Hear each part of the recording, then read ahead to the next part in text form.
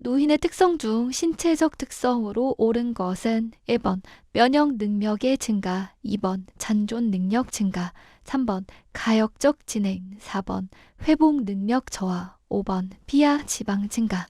정답은요? 그렇죠. 4번입니다. 회복 능력이 떨어지게 됩니다. 제가 강의 때 말씀을 드리고 있는데요. 노인이 되었다라고 하게 된다면 필요한 기능들은 모두 다 떨어지게 된다. 이것만 잘 기억해 두시면 돼요. 보기 한번 살펴보도록 합니다. 우리 시험에 자주 출제가 되고 있거든요. 면역 능력이 그러니까 어떻게 될까요? 그렇죠. 떨어지게 됩니다. 필요한 기능은 저하가 된다라고 했죠. 면역 능력이 떨어지다 보니까 뭔가 질병이 있을 때 급속하게 악화가 되는 거고요. 2번이요. 잔존 능력이 그렇죠. 떨어지게 됩니다. 남아있는 능력이라고 생각하시면 되는데 이렇게 능력이 전반적으로 떨어지다 보니까 일상생활에서도 어려운 상황들이 발생할 수가 있고요. 3번이요. 가역적인 진행. 가역이다라고 하는 건 회복할 수 있는 거예요. 되돌릴 수 있는 걸 얘기하게 되는데 노화가 되는 거는 회복이 가능한가요? 우리가 어떻게 젊어질 수가 있나요? 아니죠. 그렇기 때문에 가역적이 아니라 비가역적이라고 표현합니다. 가역이 되돌릴 수 있다, 회복할 수 있다잖아요. 앞에 안에 비가 붙는 거예요. 회복할 수 없는 것, 되돌릴 수 없는 그러한 과정이 노화다라고 생각하시면 되고요. 5번이요. 피하 지방이 증가한다. 아닙니다. 피하 지방도요, 감소하게 되고 뼈나 근육도 위축하게 됩니다. 이런 것들이 노인이 되었을 때 나타나게 되는 신체적 특성입니다. 결단이나 행동이 느려지고 매사에 신중하며 자신감이 감퇴가 되는 노인의 심리적인 특성으로 옳은 것은 1번 조심성 증가, 2번 경직성 감소, 3번 내향성 감소, 4번 의존성 감소, 5번 우울증 경향 감소. 정답은요? 그렇죠. 1번입니다. 조심성이 증가할 때 우리가 결단이나 행동이 느려지게 되고 신중하면서 자신감도 떨어져 보이게 되고요. 질문이나 문제가 있을 때 답변하는 것이 굉장히 망설여지게 됩니다. 이러한 모습을 보았을 때 우리는 조심성 증가의 심리적 특성을 나타낸다라고 표현하고 있어요. 어렵지 않게 이 예문을 보았을 때 뭔가 조심스럽죠. 그러니까 조심성 증가구나라는 걸 답변으로 선택할 수가 있고요. 나머지 보기도 한번 볼게요. 워낙에 중요하게 자주 출제가 되고 있거든요. 2번, 경직성이 감소한다. 어떻게 될까요? 그래요. 경직성은 증가하게 됩니다. 경직이라고 하는 건 딱딱해지는 걸 얘기하게 되는데요. 융통성이 없고요. 새로운 변화를 싫어하는 그러한 특성을 나타내게 되고 3번, 내향성이 감소한다. 내향성도요, 증가하게 됩니다. 뭔가 활발해지는 게 아니고요. 사회적인 활동도 감소하게 되고 남과 만나는 것, 타인과의 만남도 기피하는 그런 모습을 보이게 되죠. 4번이요. 의존성이 감소한다. 아닙니다. 의존성은 증가하게 되겠죠. 다른 사람에게 의존하게 되는 그러한 특성을 보이게 되고요. 5번이요. 우울증의 경향이 감소할까요? 아닙니다. 증가하게 됩니다. 특히나 기억력도 떨어지게 되고 어떤 것에 대한 흥미나 의욕을 상실하다 보니까 우울증의 경향이 증가하는 그러한 모습을 보이게 됩니다. 정답은 1번이었어요. 자녀와 근거리에 살면서 노인 부모가 자녀의 보살핌을 받는 가정의 형태로 옳은 것은 1번 핵가족, 2번 노인가족, 3번 확대가족, 4번 조손가족, 5번 수정확대가족. 정답은요? 그렇죠. 5번입니다. 이것도요, 자주 우리 시험에 출제가 되고 있는 거니까 꼭 알아두셨으면 좋겠는데, 확대가 되긴 했죠. 어떤 식으로요? 맞아요. 자녀가 노인 부모의 근처에 사는 거예요. 그러면서 자녀가 노인 부모를 보살피는 그러한 형태를 우리는 수정 확대 가족이라고 표현합니다. 한 가지만 더 기억해 두셨으면 좋겠는데 조손 가족이에요. 조부모가요.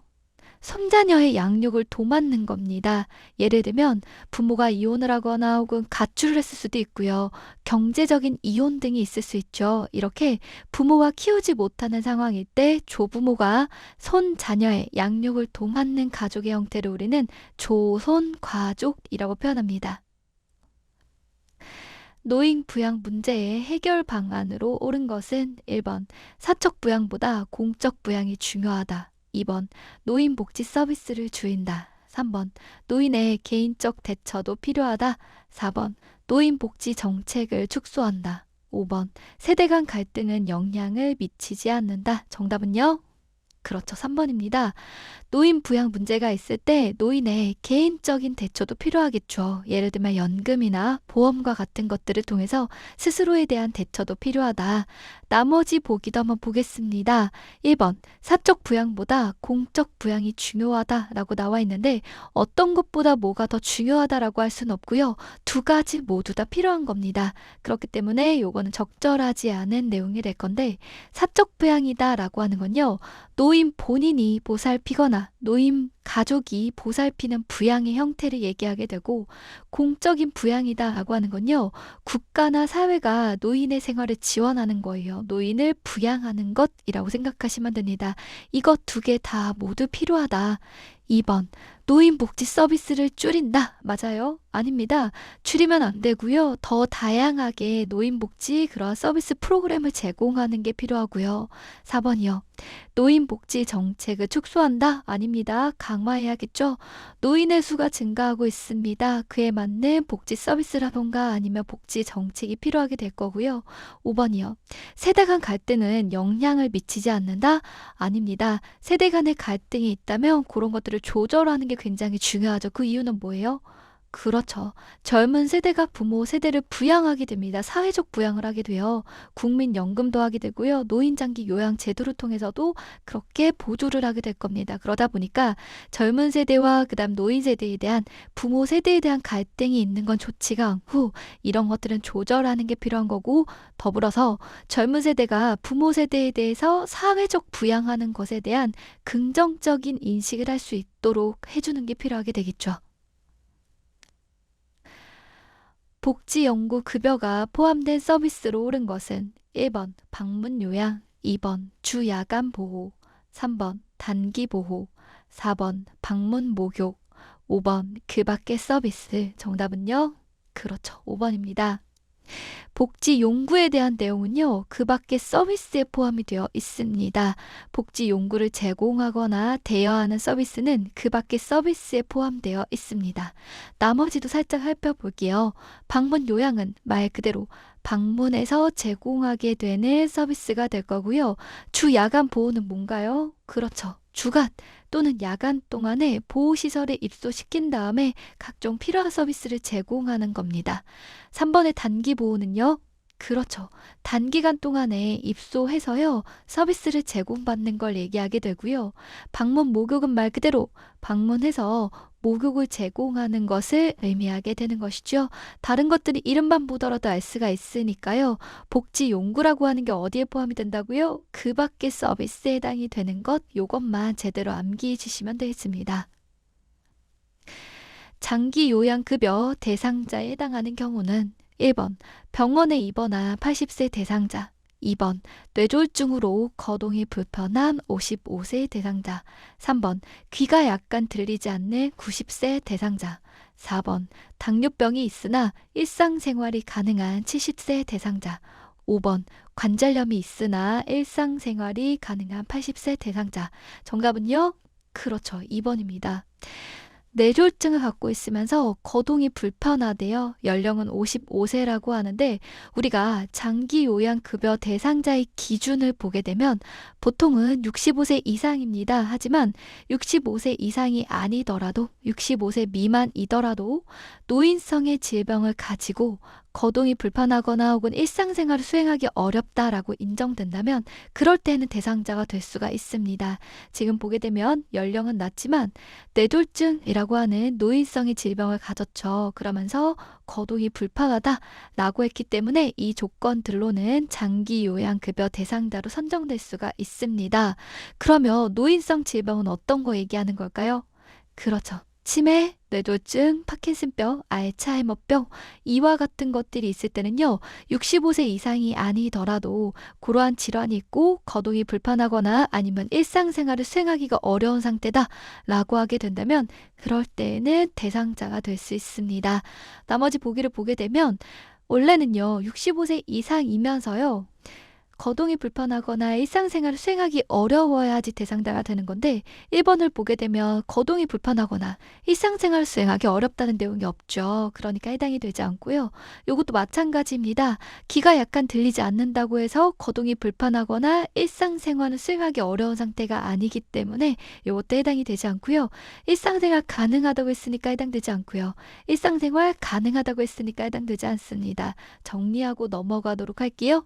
장기 요양급여의 대상자가 되려면 65세 이상이면서 거동이 불편하거나 일상생활이 어려워야 돼요. 혹은 65세 미만이어도요, 노인성의 질환을 갖고 있으면서 거동이 불편하거나 일상생활을 수행하기 어렵다면 그럴 때도 대상자가 될 수 있습니다. 일반 대상자가 시설급여를 이용할 때의 본인 부담금은 몇 %인가? 1번 장기 요양급여 비용의 10%, 2번 장기 요양급여 비용의 15%, 3번 장기 요양급여 비용의 20%, 4번 장기 요양급여 비용의 30%, 5번 장기 요양급여 비용의 40%. 정답은요? 그렇죠. 3번입니다. 20%를 본인이 부담하게 됩니다. 급여 대상자가 시설급여를 이용하게 되면 20%를 부담하게 되고요. 재가급여라던가 복지용구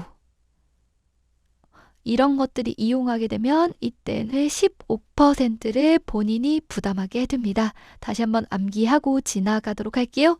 시설급여를 할 때는 20%를 본인이 부담하게 되는 거고요. 재가급여나 복지용구를 할 때는 15%를 부담하게 됩니다. 노인장기 요양보험 표준 서비스 중에서 가사 및 일상생활 지원에 해당하는 것은 1번 의사소통 도움, 2번 말벗, 격려, 생활상의 문제 상담, 3번 식사 준비 청소, 4번 세면 도움 몸 단장, 5번 입욕 준비 몸 씻기. 정답은요? 그렇죠. 3번입니다. 식사를 준비하고 청소하고 주변을 정돈하고 세탁하고 이런 것들은요. 가사 및 일상생활 지원에 해당이 되고요. 여러 가지 지원들이 있죠. 의사소통을 돕거나 말벗, 격려, 생활상의 문제 상담 이런 것들은요. 어디에 해당이 될까요? 그렇죠. 정서 지원, 의사소통에 해당이 됩니다. 세면 도움, 몸 단장은요. 신체활동 지원에 해당이 될 거고 입욕 준비 몸 씻기는 방문, 목욕에 해당이 될 겁니다. 이렇게 서비스가 분류가 되고 있구나라고 생각하시면 될 것 같고 좀 헷갈리는 부분이 있다라고 한다면 그 부분은 다시 한 번 더 읽으시면서 암기해 주시면 좋을 것 같아요. 지금 이번 문제에서는 가사 및 일상생활 지원에 대한 거를 찾는 거였고 그때는 식사를 준비하거나 청소하거나 세탁하거나 주변 정돈하는 것들이 해당이 되었습니다. 대상자를 관찰한 사항을 가족 등에게 전달하는 것은 요양보호사의 역할 중 어디에 해당이 하는가? 1번 관찰자, 2번 정보 전달자, 3번 숙련된 수발자, 4번 말벗과 상담자, 5번 옹호자. 정답은요? 그렇죠. 2번입니다. 문제에서 다 알려주기는 했는데요. 어떠한 것들을 본 다음에 전달한다 했거든요. 그러니까 정보 전달자로서의 역할을 의미하게 되는 거고 관찰자다라고 하는 건요. 말 그대로 대상자를 관찰하는 겁니다. 대상자에게 어떠한 변화가 있는지 맥박, 혈압, 호흡 아니면 어떤 질병에 대한 증상들이 변화가 있는지를 관찰하는 거고요. 숙련된 수발자 요거는 도움을 직접적으로 제공하는 거죠. 말벗이 되어 드리는 거고요. 옹호자라고 하는 거는 조금 암기가 필요할 수 있는데 대상자의 입장에서 편을 들어주는 거예요. 그 입장에서 우리가 지지해주고 편이 되어주는 것. 그랬을 때 우리는 옹호자의 역할이라고 표현하고 있습니다. 문제에서는요. 내가 관찰한 사항을 가족 등에게 전달한다 했습니다. 정보를 전달하는 그러한 역할에 대한 설명이구나. 연결해서 한 번 더 봐주시면 되겠네요. 노인학대 중에서 신체적인 학대에 해당하는 것은 1번 치료에 필요한 약물로부터 단절시킨다. 2번 친구나 친지들과 만나는 것을 방해한다. 3번 시설로 보낸다고 위협한다. 4번 식사를 타 가구원과 별도로 하게 한다. 5번 노동에 대한 대가를 정당하게 지급하지 않는다. 신체적 학대에 해당하는 것은 정답이 몇 번이요? 그렇죠. 1번입니다. 치료에 필요한 약물로부터 단절시키는 거예요. 치료를 하지 못하게 하는 것, 결국 신체적으로 해를 가하는 것이기 때문에 이런 것들이 신체적 학대에 해당이 됩니다. 학대라고 하는 거는 고통을 주는 거죠. 노인학대는 여러 가지 유형이 있을 수가 있는데 나머지 보기 잠깐 보도록 할게요. 친구나 친지를 만나는 것 자체를 방해해요. 이런 건 어디에 해당이 될까요? 그렇죠. 정서적인 학대에 해당이 됩니다. 3번, 시설로 보낸다고 위협한다. 이것도 마찬가지로요. 정서적으로 괴롭히는 거예요. 고통을 주는 겁니다. 그렇기 때문에 정서적인 학대. 4번, 식사를 타 각오원과 별도로 하게 한다. 이것도 마찬가지로 정서적인 학대가 되는 거고요. 5번이요. 노동에 대한 대가를 정당하게 지급하지 않는 것, 어떤 학대에 해당이 될까요? 그렇죠. 경제적인 학대에 해당이 됩니다. 돈과 관련된 것들. 요렇게 우리가 학대의 유형을 구분할 수가 있습니다. 1번에 대한 것들 잠깐 보게 되면 요거 헷갈리기 쉽거든요. 치료에 필요한 약물로부터 단절시킨다. 이게 신체적이다 라고 바로 연결이 되지 않을 수 있기 때문에 다시 한번 꼭 기억하면서 넘어가 주세요. 치료에 필요한 약물을 단절하게 되면 신체적으로 문제가 발생을 한다. 신체적으로 고통을 주는 거기 때문에 신체적 학대에 해당이 되더라. 다음 내용은 노인학대 유형 중 어떤 것인가? 거동이 불편한 노인의 의식주 등 일상생활 관련 보호를 제공하지 않는다. 안정된 주거 공간을 제공하지 않는다. 1번 항임, 2번 유기, 3번 신체적 학대, 4번 정서적 학대, 5번 경제적 학대. 정답은요? 그렇죠. 1번입니다. 방임이에요. 방임이라고 하는 건 책임을 지지 않고 내버려 두는 거예요. 방치하는 걸 얘기하게 됩니다. 책임이나 의무를 의도적 혹은 비의도적으로 거부하고 불이행하는 것, 포기하는 것을 얘기하게 되고요. 노인에게 의식주라던가 의료와 같은 것들을 적절하게 제공하지 않고 방치할 때 우리는 방임이라고 표현합니다. 선생님들께서는요, 유기에 대한 것도 잠깐 봐주셨으면 좋겠어요. 이 둘을 혼선이 있을 수가 있거든요. 유기는요, 더 적극적으로 뭔가를 하지 않는 겁니다. 그래서 이 말 뜻 그대로로 보게 되면 버리다라는 의미를 갖고 있어요. 아예 버리는 겁니다. 스스로 독립할 수 없는 노인을 격리하거나 방치하는 행위를 말하는 거예요. 아예 돌보지 않는 거예요. 아예 버려버리는 상태. 그랬을 때 우린 유기라고 표현하게 되는 거고, 책임을 다하지 않고 방치할 때는 방임이라고 표현합니다. 노인성 난청 환자와 효과적으로 의사소통하는 방법으로 적절한 것은 질문입니다. 노인성 난청이다 라고 하게 되면 노인이 되다 보니까 노화 때문에 청력이 난처해지는 거예요. 어려워지는 것, 잘 듣지 못하게 되는 것이라고 생각하면 돼요. 어떻게 의사소통을 하면 될까요? 문제 한번 보도록 하죠. 입을 가리고 크게 말한다. 맞나요? 가리면 안 돼요. 제대로 잘 들리지 않기 때문에 입모양을 보면서 대화 내용을 이해하기도 하거든요. 그러다 보니까 입모양이 잘 보이게 한 다음에 의사소통을 해야 된다라는 거 기억하시고요. 그 다음이요. 천천히 또박또박 낮은 음으로 말한다. 예, 맞습니다. 정답은 2번인데 여러분들이 꼭 기억하실 거는요. 낮은 음이에요. 고음으로 하게 되면 높은 음으로 하게 되면요. 오히려 잘 못 들어요. 노인성 난청이 되었을 때는 고음을 듣게 되면 오히려 소리가 왜곡돼서 나타나기 때문에 알아듣는데 어려움이 있거든요. 그러니까 크게 소리친다고 해서 잘 들리는 게 아니다라는 걸 기억하도록 합니다. 보통은 우리가 낮은 음으로 정확하게 또박또박 천천히 말하는 게 제일 중요하다라고 얘기하고 있고요. 그 다음이요. 복잡한 내용은 긴 문장으로 자세히 설명한다. 맞나요? 아니지요. 이렇게 어렵게 길게 말하는 거 좋지 않고요. 잘 들리지 않으시니까 간단하고 명확한 표현을 쓰는 게 필요하게 됩니다.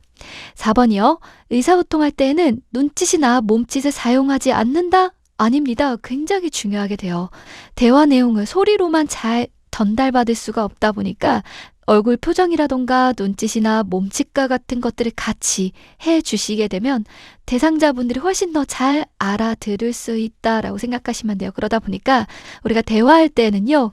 눈짓, 몸짓, 얼굴 표정 이런 것들도 잘 보이게 같이 해주시게 되면 노인성 난청이 있는 대상자분들, 환자분들도요. 보다 좀 더 잘 이해할 수 있다라고 생각하시면 됩니다. 환자가 이해하지 못한다면 크게 소리쳐 말한다. 맞나요? 아니지요. 제가 말씀을 드렸습니다. 크게 소리치게 되는 것, 고함을 치는 것, 이런 것들은요, 소리를 잘 못 듣게 만들어요. 그렇기 때문에 적절하지 않다. 정답은 2번이었고요. 자주 나오고 있는 유형이니까 여러분들이 헷갈리지 않도록 다시 한 번 더 봐주시면 되겠습니다.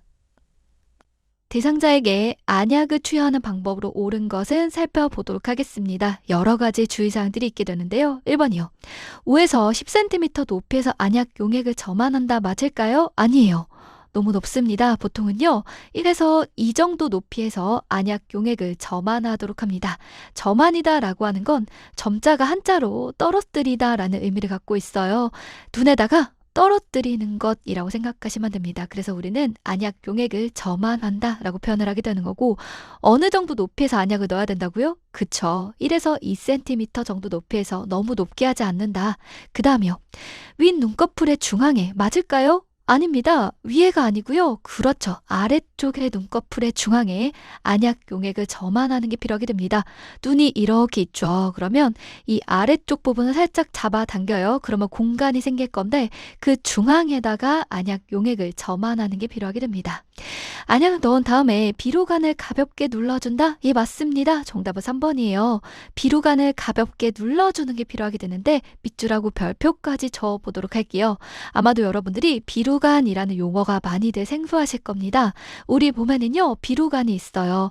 코랑 우리 눈에 있는 눈물샘이랑 연결이 되어 있다라고 생각하시면 되는데 요게 코가 있죠. 그러면 눈과 코에 연결되어 있는 하나의 관이 있는데 요걸 우리는 비루간이라고 표현하게 됩니다. 안약을 넣었어요. 그러면 안약이 눈에 머물러야 될 거잖아요. 그렇기 때문에 이 비루간을 통해서 새지 말라고 이 눈의 안쪽 부분을 약 30초 정도 꾹 하고 눌러주는 시간이 필요하게 됩니다. 그러면 그 사이에 눈에 안약이 다 적용이 될 수 있을 거예요. 다시 한번 정리해 볼게요. 비루간이 있어서 우리가 안약을 넣었다라고 하게 된다면 눈의 안쪽을 잠깐 눌러주는 시간이 필요하다. 안 그렇게 되면 안약 용액이 바로 새버린다라고 생각하시면 돼요. 여러분들 그거 생각하시면 돼요. 우리가 눈물을 막 흘려요. 그러면 콧물도 같이 나죠. 그거 왜 그래요? 그렇죠. 비루간 때문이다 라고 생각해 주시면 되겠습니다. 안약을 넣을 때 대상자가 아래를 바라보게 한다? 아니죠. 위쪽을 바라보게 해야지만 약을 넣기가 좋고요. 5번이요. 투여 전에 멸균 솜으로 눈의 바깥쪽에서 안쪽으로 닦는다?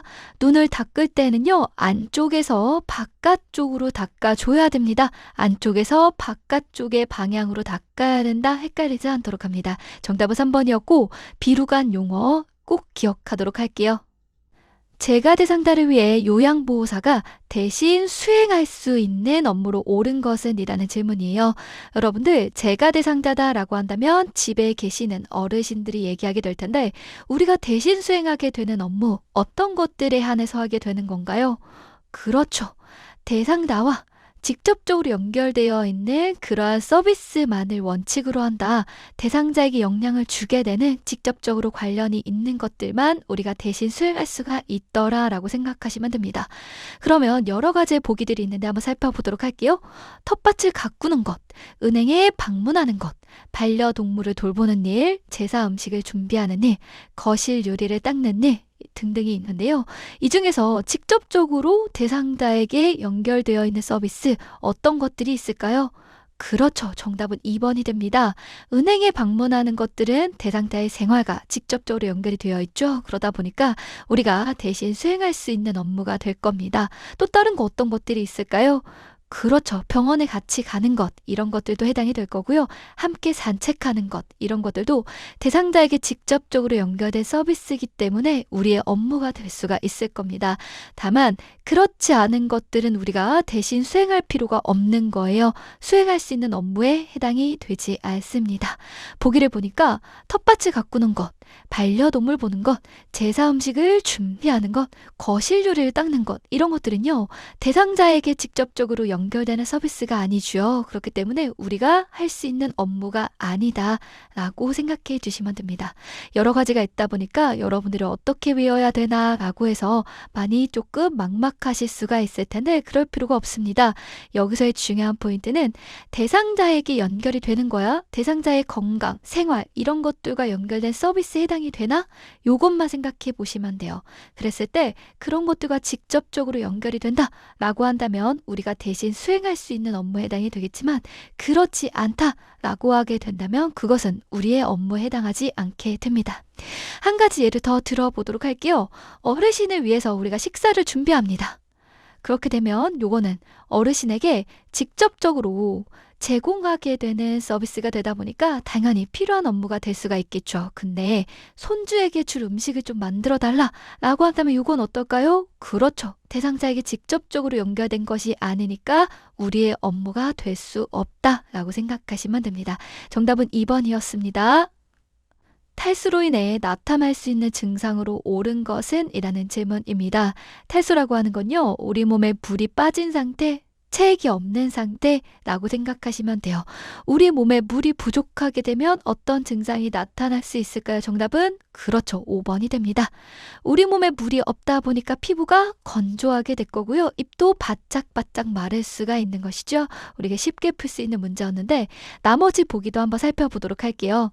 혈변 나오고 있습니다. 혈변이 무엇이죠? 대변을 봤는데 혈액이 섞여 있습니다. 그랬을 때 우리가 혈변이라고 표현하게 되고요. 야간뇨는 뭘까요? 소변을 봤는데 야간에 봐요. 밤에 보는 거 있을 때 우리가 야간뇨라고 표현하게 됩니다. 전신에 부종이다. 부종이라고 하는 건 우리 몸이 붓는 상태를 의미하게 되는 거고요. 탈수와는 반대되는 개념 생각하시면 돼요. 탈수는 물이 없는 거다라고 했죠. 근데 우리 몸에 물이 많아졌다, 부었다 라고 하게 된다면 우리는 부종이라고 표현하게 되고요. 체중이 증가한다. 물이 없게 되면요, 체중이 오히려 빠질 수가 있겠지요. 요거는 적절하지 않은 보기가 될 겁니다. 정답은 5번이었고 여러분들이 기억하실 건요, 탈수가 되었다 라고 하는 건 우리 몸에 물이 없는 상태 라고 생각하시면 돼요. 그러다 보니까 우리 몸이 건조해질 거야. 피부가 건조해지게 되고 입술도 바짝바짝 마르게 되고 라고 생각하시면 됩니다. 정답은 5번. 휠체어를 이용하여 고르지 않은 길을 안전하게 이동하는 방법으로 적절한 것은? 이라는 질문이에요. 요거는요, 암기해 두셔야 됩니다. 휠체어를 우리가 끌어들일 거예요. 그랬을 때 고르지 않은 길을 가게 되면 어떻게 해야 될까요? 정답은 5번. 휠체어를 약간 뒤로 젖힌 상태로 어떻게 하면 돼요? 앞바퀴를 살짝 들어 올려 이동한다. 옆에 있는 그림 한번 보도록 하겠습니다. 이렇게 휠체어가 있게 될 텐데요. 앞바퀴가 살짝 들리도록 뒤에서 이렇게 잡아주게 되는 거죠. 그렇게 뒷바퀴를 댄 상태에서 했을 때 좀 더 안전하게 이동을 할 수 있더라라는 걸 기억하도록 합니다. 다시 한번 보도록 할게요. 울퉁불퉁한 길을 갈 겁니다. 휠체어를 이동시킬 때 어떻게 해야 된다고요? 휠체어를 약간 뒤로 젖힌 상태로 앞바퀴를 살짝 들어 올려서 이동한다. 암기하도록 합니다. 대상자의 손발 청결을 위한 관리법으로 옳은 것은? 이라는 질문입니다. 살펴보도록 할게요. 둥근 형태로 손톱을 잘라준다. 이 맞습니다. 정답은 1번인데요. 손톱을 자를 때는 손가락의 모양에 따라 둥글게 잘라주시면 됩니다. 다만 발은 좀 얘기가 달라지게 돼요. 발과 같은 경우에는요, 둥글게 자르게 되면 발톱의 가장자리가 살을 파고들 수가 있습니다. 그렇게 되면 상처가 나타나기 때문에 발톱을 자를 때는요, 둥글게가 아니라 이렇게 일자로 잘라줘야 된다라는 걸 기억하도록 할게요. 다시 한번 볼게요. 손톱은 둥글게 잘라주면 되고요. 발톱이다 라고 했을 땐 일자로 잘라주어야 된다. 2번 한번 보도록 합니다. 손은 찬물에 담근 다음에 깨끗이 씻는다. 맞을까요? 아닙니다. 따뜻한 물에 잠깐 담가 두어서요, 혈액순환을 도와줄 수가 있을 거예요. 찬물이 아니라 따뜻한 물에 잠깐 담갔다가 깨끗이 씻을 수가 있을 거고. 3번이요. 발가락 사이를 알코올로 닦아? 위생을 유지한다? 아닙니다. 너무나 자극적인 것이고요. 말도 안 되는 얘기다 라고 생각하시면 돼요. 비누와 물로 깨끗이 닦으면 되는 거고, 발가락 사이에 물기가 남아있지 않도록 잘 건조하는 게 필요하게 됩니다. 4번이요. 각질의 제거를 위해 모직 양말을 권장한다. 맞나요? 아닙니다. 각질 제거랑 모직 양말은 상관이 없고요. 특히나 모직과 같은 것들은요, 자극적인 요소가 되기 때문에 우리가 면제품을 사용하는 걸 권장하고 있죠. 각질이 있다라고 하게 된다면 로션과 같은 것들을 발라서 좀 완화할 수가 있을 거고요. 모직 양말은 권장하지 않는다. 기억하도록 할게요. 피부에 자극이 될 수 있기 때문에. 그러면 어떤 걸 권장한다고요? 그렇죠. 면제품을 권장하고 있다. 5번이요. 발에 튀는 손톱깎이를 사용해 완전히 제거한다. 맞나요? 아닙니다. 뭔가가 났습니다. 그랬을 때 우리가 함부로 제거하지 않아요. 그것 때문에 상처가 날 수 있으니까 이렇게 하면 안 된다. 뭔가가 나거나 문제가 있을 때는요. 바로 보고하는 게 필요하게 될 겁니다. 정답은 1번이었어요. 다시 한번 암기해 보도록 할게요. 손톱은 어떻게? 손가락 모양에 따라서 둥글게 자르면 되는 건데 발톱은 좀 다르다라고 말씀을 드렸습니다. 발톱의 가장자리가 살을 파고 들어서 상처를 낼 수가 있기 때문에 발톱을 자를 때는 일자로 이렇게 잘라줘야 된다라는 걸 기억하도록 하죠. 일치도뇨관을 삽입한 대상자의 소변 주머니 관리를 위한 올바른 방법은? 이라는 질문이에요. 여러분들 우리가 소변 주머니 관리를 할 거다라고 하게 된다면 어떤 게 중요하게 될까요?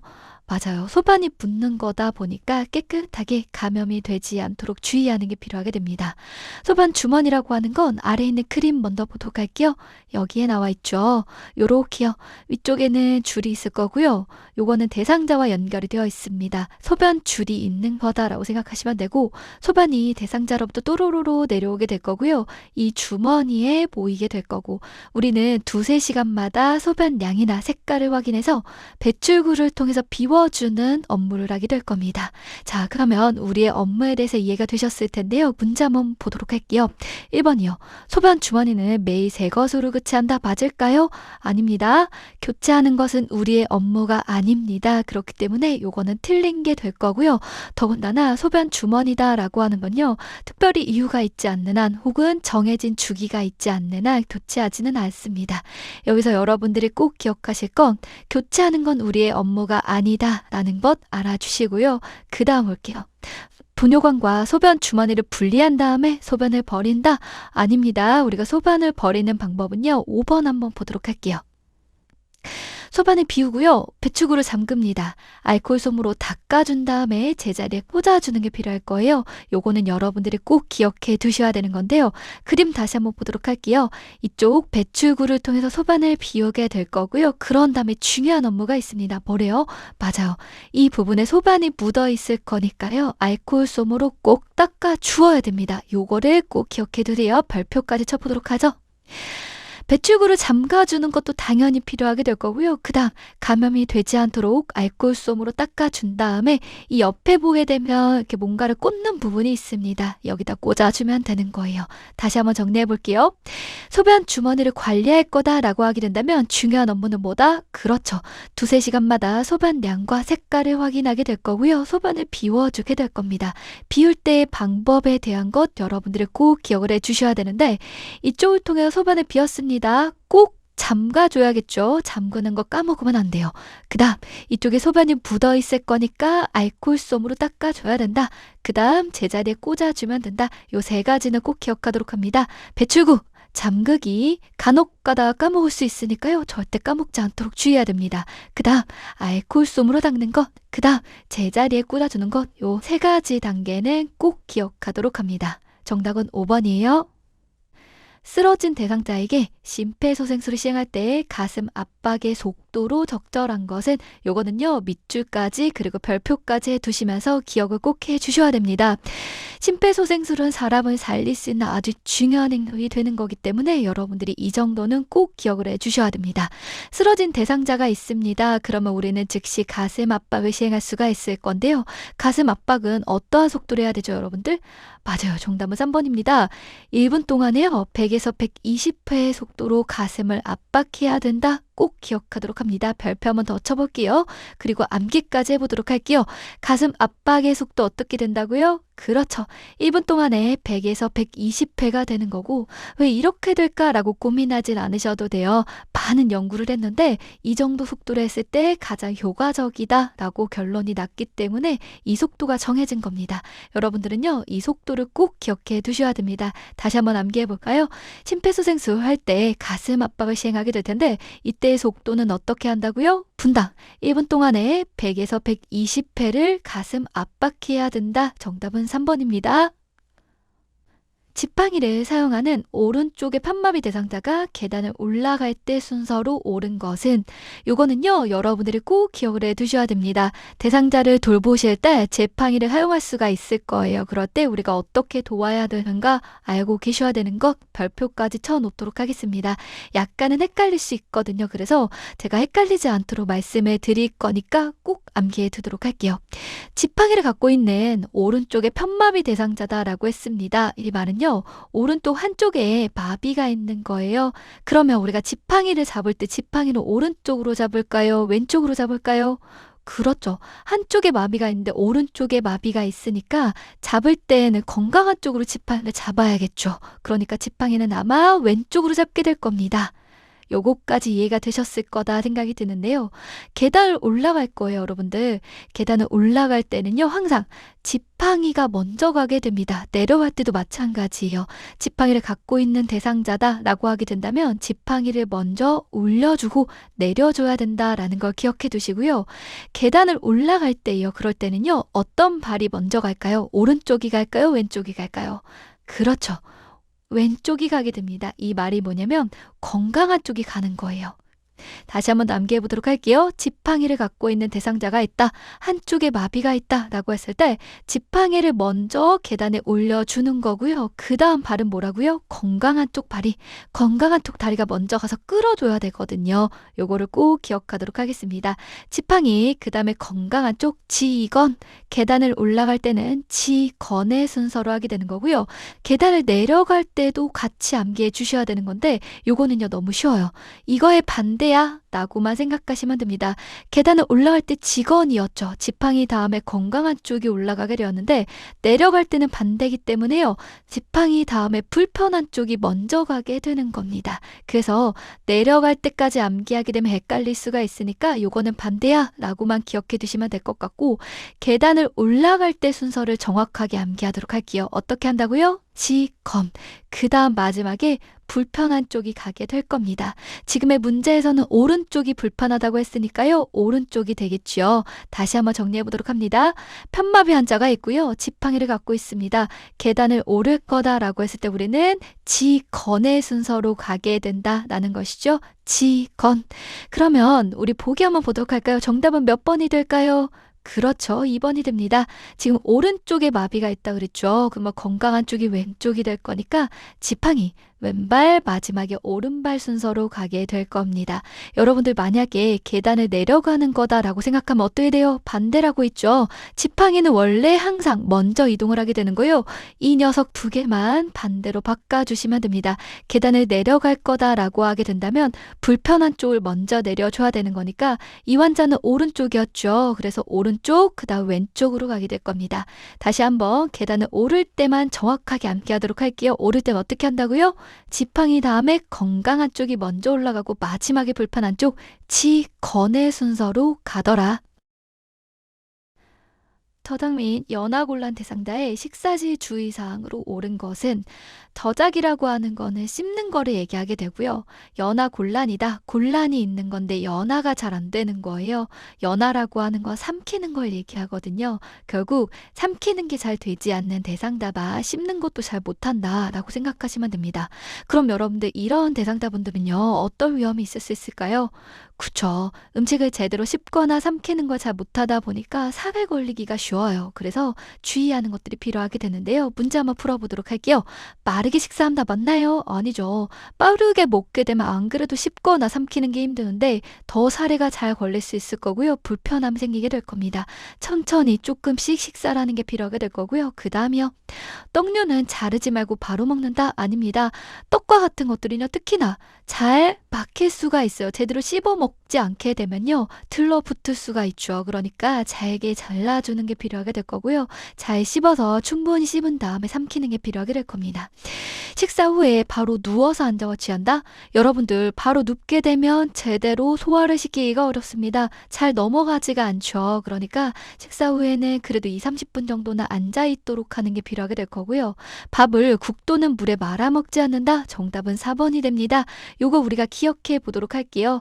국이나 물에 말아 먹게 되면요. 훌룩 하고 넘어가기가 쉬워요. 그러다 보니까 이런 것들 때문에 살에 걸릴 수가 있어서요. 우리가 요렇게 저작이라던가 연하곤란 대상자다라고 했을 때 국이나 물에 밥 말아 먹지 마세요라고 설명하는 게 필요하게 됩니다. 큰 숟가락을 이용하며 식사하면서 얘기를 나눈다? 아닙니다. 작은 숟가락으로 조금씩 자주 먹는 게 필요하게 될 거고요. 식사를 하면서 얘기를 하게 되면요. 잘 못 먹게 돼요. 그렇기 때문에 이런 것들은 또 살에 걸릴 수 있는 위험을 증가시킬 수가 있어서 적절하지 않게 됩니다. 정답은 4번이었고 여러분들이 요거는 꼭 기억해 두도록 할게요. 저작, 씹는 거라던가 연하골랑 삼키는 데에 문제가 있다, 좀 어려움이 있는 대상자다 라고 했을 땐 살에 걸리기가 쉬우니까 잘게 잘라서 조금씩 천천히 먹는 게 필요하게 될 거고요. 특히나 국이라던가 물에 말아 먹는 건 하지 말아야 된다. 후루룩 하고 넘어가게 되면 살에 걸릴 수가 있더라. 그리고 밥을 먹을 때는 앉은 자세가 필요하게 될 거고요. 식사 끝나고 나서도 약간 동안은 20-30분 정도는 앉아 있도록 해야 된다. 성희롱 행위 중 언어적 행위에 해당하는 것은 성희롱 행위는요, 크게 3가지로 나눌 수가 있어요. 언어에 의한 것, 육체적 행위, 그 다음 시각적 행위가 있고요. 이것들에 포함되지 않으면 기타로 분류하고 있습니다.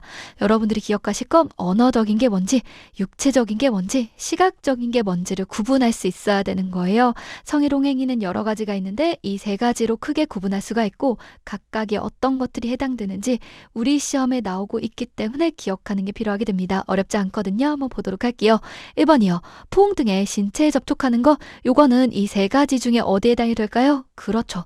육체적인 행위에 해당이 될 거고요. 특정 부위를 만지는 것도 그렇죠. 육체적인 행위에 해당이 될 겁니다. 음란한 사진이나 그림, 낙서 등을 보여준대요. 보는 거니까 시각적인 행위에 해당이 될 거고요.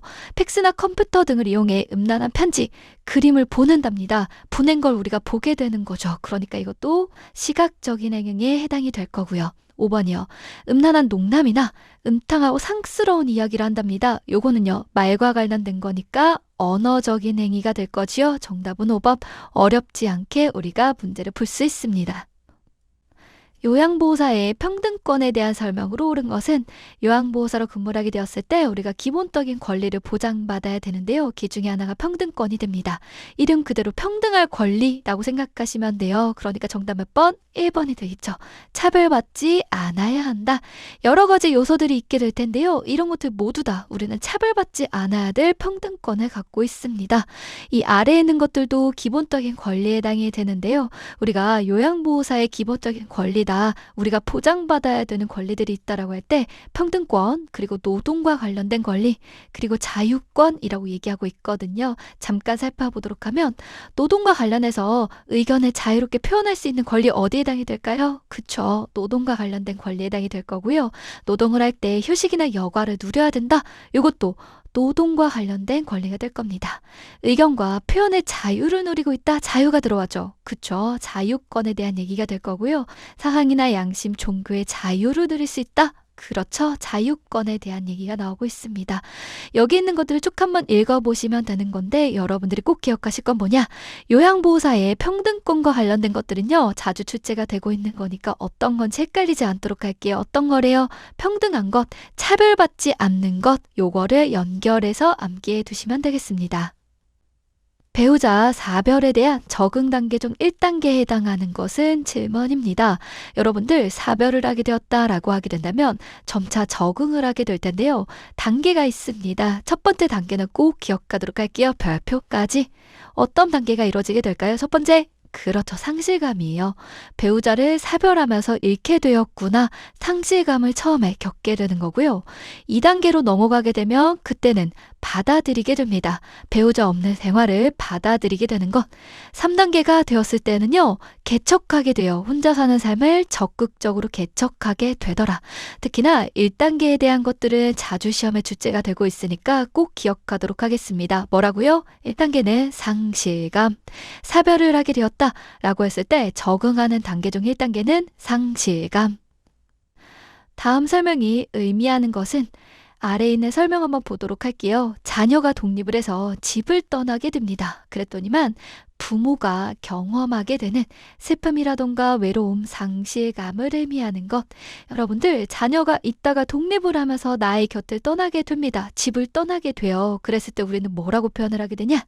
빈둥지 증후군이라고 표현합니다. 증후군이다라고 하는 건 여러 가지의 증상들이 있을 때, 여러 가지의 느낌을 갖게 되었을 때 우리는 증후군이라고 표현하게 되는데요. 이렇게 둥지가 비어 있다 보니까 여러 가지 감정들을 느끼게 되죠. 그래서 우리는 빈둥지 증후군이라고 이름을 붙이고 있습니다. 시험을 보실 때요, 여러 가지 이름들이 나오다 보니까 다소 헷갈릴 때가 있어요. 그래서 선생님들은요, 이게 뭐였지? 정확하게 연결해서 암기하는 게 필요할 것 같아요. 우리 한번 암기해 보도록 합니다. 자녀가 독립을 해서 집을 떠난대요. 둥지를 떠난다 라고 생각하시면 되고요. 둥지를 떠났으니까 비어있게 되죠. 그래서 우린 그때 빈 둥지 증후군이라고 표현합니다. 다시 한번 암기해 볼게요. 자녀가 독립해서 집을 떠난 뒤에 부모가 느끼게 되는 슬픔, 외로움, 상실감 여러 가지를 느끼게 되었을 때 우리는 빈 둥지 증후군이라고 표현합니다. 빈 둥지